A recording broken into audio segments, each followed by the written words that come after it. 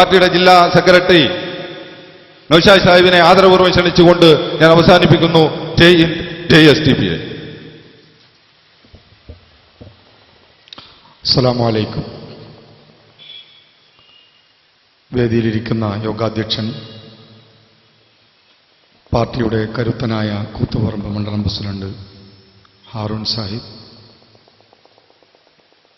പാർട്ടിയുടെ മണ്ഡലം സെക്രട്ടറി ഷമീർ പുല്ലൂക്കര, ഇവിടെ സ്വാഗതം ആശംസിച്ച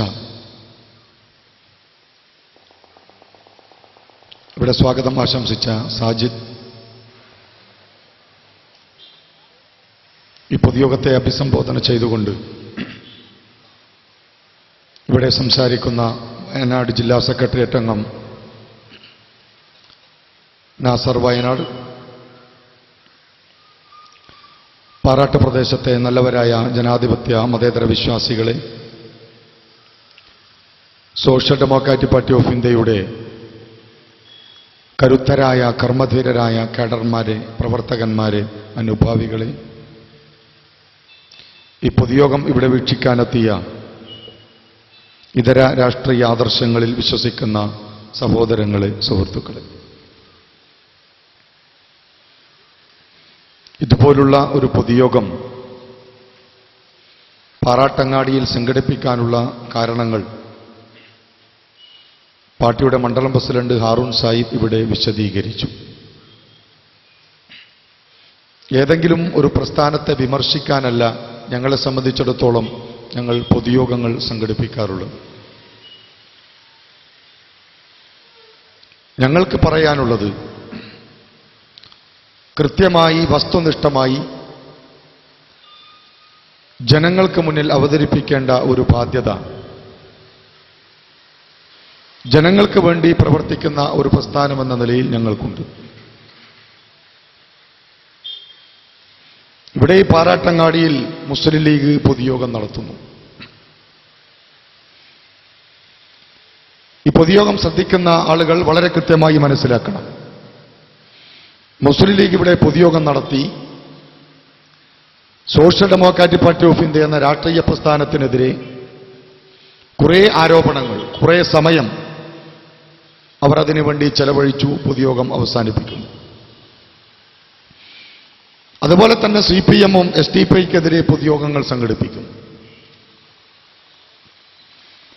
ഞങ്ങൾ വളരെ കൃത്യമായി മനസ്സിലാക്കുകയാണ്, ഞങ്ങളുടെ വഴി അത് ശരിയായ വഴിയാണ്, ഞങ്ങൾ സിറാത്തുൽ മുസ്തഖീമിലാണെന്ന് ഞങ്ങൾ വളരെ കൃത്യമായി തിരിച്ചറിയാൻ തുടങ്ങി. കാരണം കോൺഗ്രസ് ഞങ്ങളെ എതിർക്കുന്നു,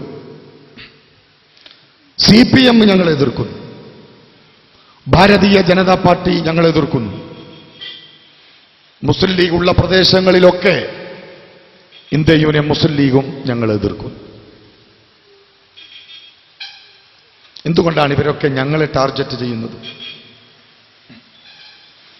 ഞങ്ങൾ വളരെ കൃത്യമായി രാഷ്ട്രീയം പറയുന്നു. അത് തന്നെയാണ് ഏറ്റവും പ്രധാനപ്പെട്ട ഒരു കാരണം. നമുക്കറിയാം, ഇപ്പം മുസ്ലിം ലീഗ് നാട് മുഴുവനും പാർലമെന്റ് കൺവെൻഷനുകൾ വിളിച്ചുകൊണ്ട് മുസ്ലിം ലീഗിന്റെ പ്രവർത്തകരോട് പറയുന്നത് നരേന്ദ്രമോദി അധികാരത്തിൽ വരും. അതുകൊണ്ട് നരേന്ദ്രമോദി അധികാരത്തിൽ വരുന്നത് തടയാൻ നിങ്ങൾ കോൺഗ്രസ് നേതൃത്വം കൊടുക്കുന്ന UDF-ന് വോട്ട് ചെയ്യണം. ഞങ്ങൾ മുസ്ലിം ലീഗുകാരോട് ചോദിക്കുന്നത്, നരേന്ദ്രമോദി ഒരു സുപ്രഭാതത്തിൽ ആകാശത്തിൽ നിന്ന് ഭൂമിയിലേക്ക് വന്നു വീണ ഒരാളാണോ? ഇവിടെയാണ് സോഷ്യൽ ഡെമോക്രാറ്റിക് പാർട്ടി ഓഫ് ഇന്ത്യയും ഇന്ത്യ യൂണിയൻ മുസ്ലിം ലീഗും തമ്മിലുള്ള വളരെ പ്രധാനപ്പെട്ട ഒരു വ്യത്യാസമാണ് ഞാൻ പറയുന്നത്. നരേന്ദ്രമോദി വരുമെന്ന് മുസ്ലിം ലീഗ് പറയുന്നു പാർലമെന്റ് കൺവെൻഷനുകൾ വിളിച്ചിട്ട്. എന്നെ കേൾക്കുന്ന എന്റെ പ്രിയപ്പെട്ട മുസ്ലിം യൂത്ത് ലീഗുകാരാ,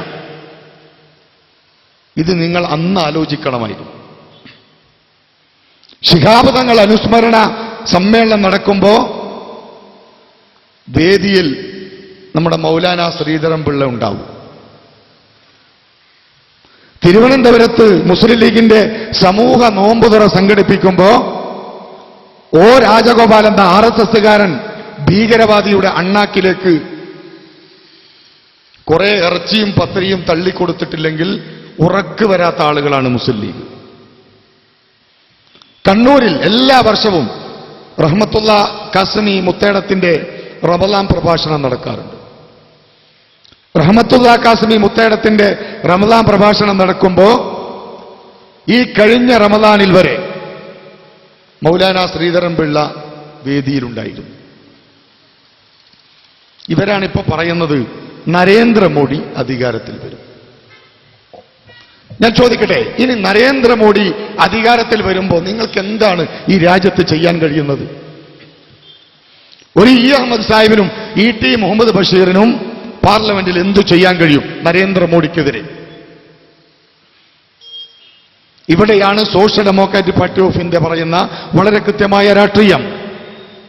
ഞങ്ങൾ പറയുന്നത് ഒരു നരേന്ദ്രമോദിയെ മാത്രം എതിർത്തതുകൊണ്ട് ഈ രാജ്യത്ത് ഹിന്ദുത്വ ഫാഷിസത്തിന് എന്തെങ്കിലും സംഭവിക്കും എന്ന് കരുതുന്ന ആളുകളല്ല ഞങ്ങൾ.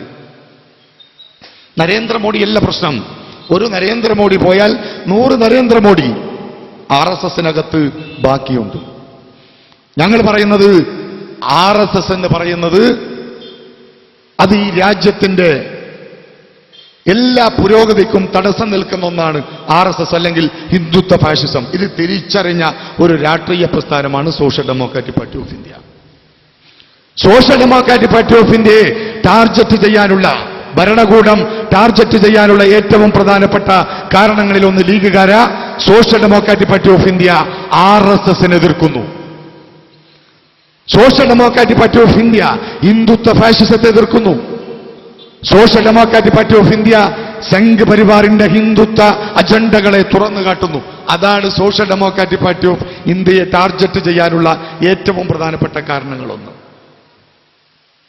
പാറാട്ടങ്ങാടിയിൽ സോഷ്യൽ ഡെമോക്രാറ്റിക് പാർട്ടി ഓഫ് ഇന്ത്യയുടെ പ്രവർത്തകർ എവിടെയെങ്കിലും ഒരു പൊതുയോഗത്തിന് പെർമിഷൻ ചോദിച്ചിട്ട് ആരുടെയെങ്കിലും ഒരു സ്ഥലം, ആ സ്ഥലം ഉടമസ്ഥനെ കണ്ടിട്ട് സ്ഥലം ചോദിച്ചാൽ ഉടനെ അവിടെ മുസ്ലിം ലീഗിന്റെ പ്രവർത്തകരെത്തും.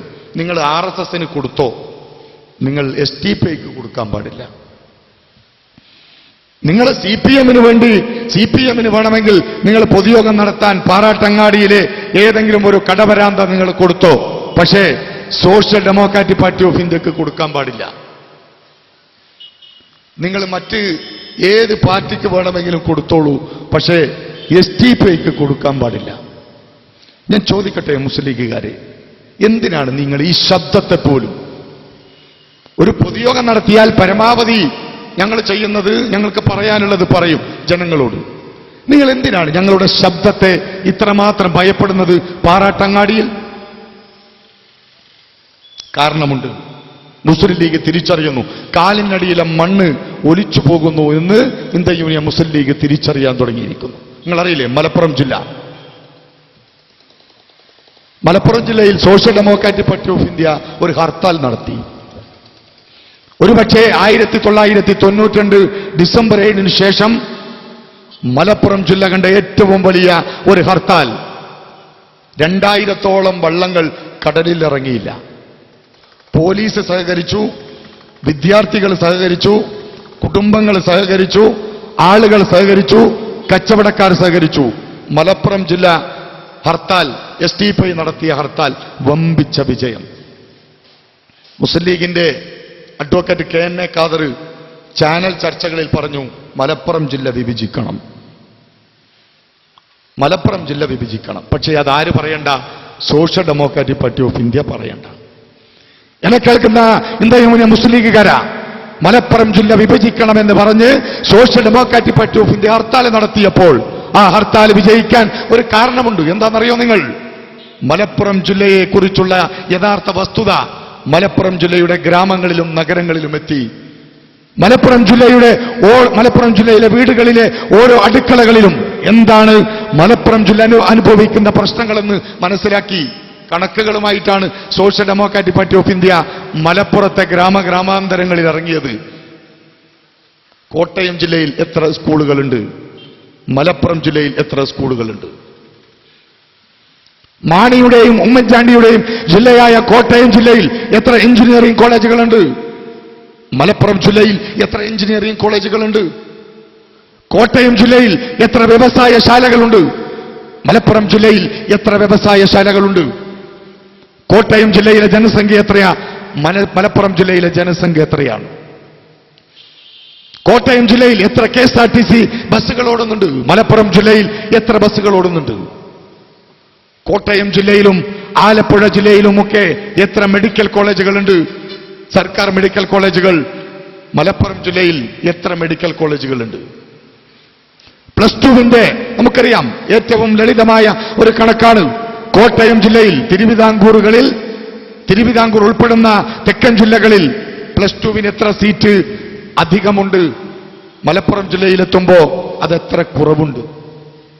ഈ കണക്കുകളുമായിട്ടാണ് Social Democratic Party of India Malappuram ജില്ലയിൽ ഹർത്താൽ നടത്തിയത്. ഈ ഹർത്താൽ നടത്തിയപ്പോ വമ്പിച്ച വിജയം ജനങ്ങൾ സ്വീകരിച്ചു. മലപ്പുറം ജില്ല വിഭജിച്ച് തിരൂർ ജില്ല രൂപീകരിക്കണമെന്ന് മുസ്ലിം ലീഗിന്റെ നേതാക്കന്മാർ ഉൾപ്പെടെയുള്ള ആളുകൾ പറയാൻ വേണ്ടി തുടങ്ങി. അത് മാത്രമാണോ? മലപ്പുറം ജില്ലയിലെ ജില്ലാ ഹർത്താലിനു ശേഷം 1600ഓളം ആളുകൾ എന്ന് പറഞ്ഞാൽ 1600 ആളുകൾ ഈ തീവ്രവാദ പ്രസ്ഥാനത്തിലേക്ക് പുതുതായി റിക്രൂട്ട്മെന്റ് ചെയ്യപ്പെട്ടു. മലപ്പുറം ജില്ലയിൽ 1600 തീവ്രവാദികൾ.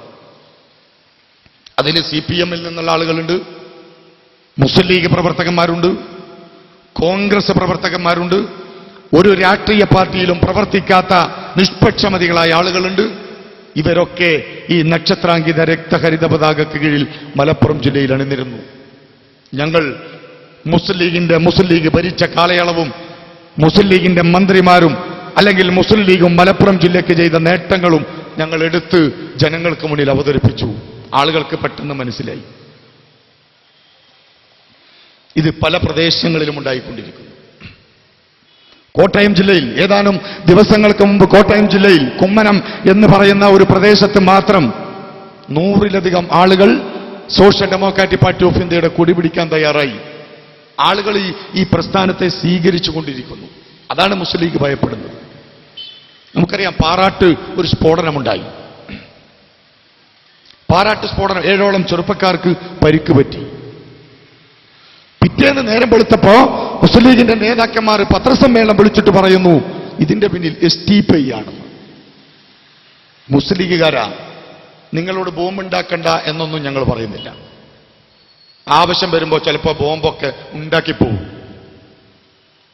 ബോംബുണ്ടാക്കണ്ട എന്നൊന്നുമല്ല ഞങ്ങൾ പറയുന്നത്. അത് നിങ്ങൾ ഇഷ്ടം പോലെ ചെയ്യാം. പക്ഷെ ബോംബുണ്ടാക്കി അത് പൊട്ടുമ്പോ അത് ഏറ്റെടുക്കാനുള്ള ആർജവം നിങ്ങൾക്ക് വേണ്ടേ? പിറ്റേന്ന് നേരം വെളുത്തപ്പോ പത്രസമ്മേളനം വിളിച്ചിട്ട് പറയുന്നു, ഈ ബോംബുണ്ടാക്കിയത്, ഇതിന്റെ പിന്നിൽ പ്രവർത്തിച്ചത് സോഷ്യൽ ഡെമോക്രാറ്റിക് പാർട്ടി ഓഫ് ഇന്ത്യയാണ്. എന്നെ കേൾക്കുന്ന മുസ്ലിം യൂത്ത് ലീഗുകാരാ, നിങ്ങളൊരു കാര്യം അറിയണം. ഇപ്പോ ടെക്നോളജിയുടെ ഒരു യുഗമാണ്. വലിയ ടെക്നോളജിയാണ് രാജ്യത്ത്. വിവര സാങ്കേതിക വിദ്യ ഏറ്റവും കൂടുതൽ നിറഞ്ഞു നിൽക്കുന്ന ഒരു സമയമാണ് ഈ കാലഘട്ടം. പാറാട്ട് ബോംബ് സ്ഫോടനം ഉണ്ടായി. പിറ്റേന്ന് രാവിലെ നേരം വെളുത്തപ്പോ മുസ്ലിം യൂത്ത് ലീഗുകാർ നേതാക്കന്മാർ പത്രസമ്മേളനം വിളിച്ചിട്ട് പറഞ്ഞു, ഇതിന്റെ പിന്നിൽ STPI ആണെന്ന്. കുറച്ച് സമയം 5 മിനിറ്റ് കഴിയുന്നതിന് മുമ്പ് ഫേസ്ബുക്ക് പോലുള്ള വാട്സപ്പ് പോലുള്ള സോഷ്യൽ മീഡിയകളിൽ മുസ്ലിം ലീഗിന്റെ കൊടി പിടിച്ചു നിൽക്കുന്ന ഈ ബോംബ് സ്ഫോടനത്തിൽ പരിക്ക് പറ്റിയ ചെറുപ്പക്കാരന്റെ ഫോട്ടോ സോഷ്യൽ മീഡിയകളിൽ നിറഞ്ഞു. ലീഗുകാര, സോഷ്യൽ മീഡിയ കൊണ്ടുവന്ന ഒരു സാമൂഹിക ചുറ്റുപാടുണ്ട് ഇവിടെ. നിങ്ങൾക്കറിയില്ലേ അത്? ഇപ്പൊ പഴയതുപോലെയൊന്നല്ല. എന്തെങ്കിലും ഒരു സംഭവം ഉണ്ടാവുമ്പോ നിമിഷ നേരം കൊണ്ട് ലക്ഷക്കണക്കിന് ആളുകൾ അത് കാണും. അത് കാണാനുള്ള സംവിധാനം ഇന്ന് ഈ ലോകത്തുണ്ട്. ഇതൊക്കെ തിരിച്ചറിയാൻ നിങ്ങൾക്ക് കഴിയണ്ടേ?